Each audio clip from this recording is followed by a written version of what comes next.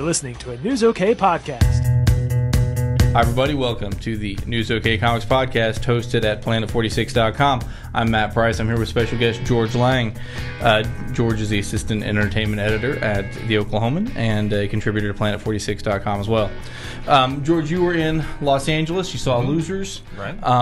That's based on the DC Vertigo graphic novels by Andy Diggle and Jock. Right. And that comes to theaters this weekend. So what did you learn at the junket? Well, I basically learned that there's a lot of concentration on this being like the first movie to come out of two of the same kind, because of course Andy Diggle and Jock they turned this, or they conceived the Losers as a modern version of the A-Team. Okay, so everybody's really conscious of the fact that they're coming first and they're coming best, is what they're saying now. And so.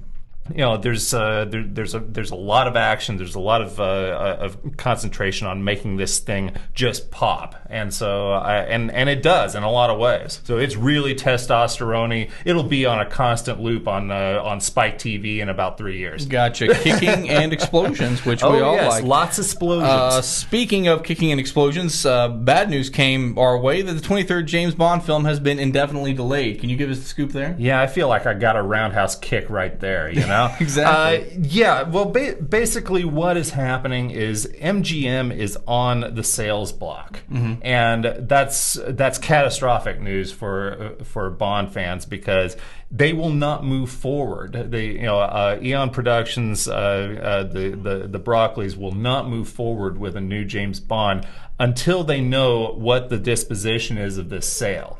And you would think, I mean, MGM is currently owned by Sony. You would think that Sony would want to hang on to it just a little bit because of the Bond franchise. So now we're just going to be waiting to see what happens. It is all business on this. I do not like business getting in the way of my James Bond. Absolutely not. All right, thanks to George Lang stopping by and giving us the movie updates. And now we will jump into the Comic Surge.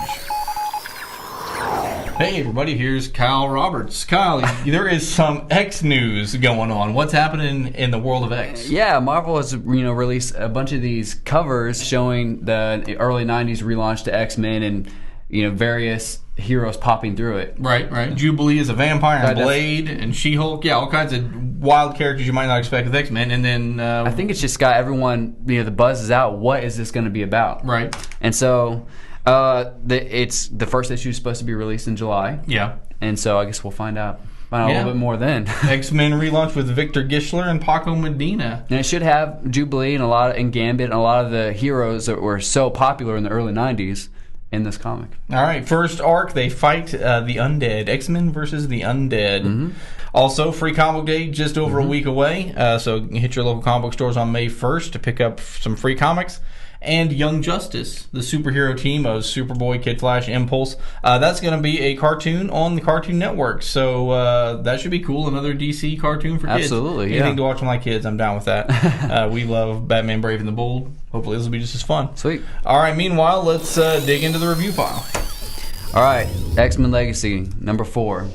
This has been going on for a while. This is the fourth part of Second Coming.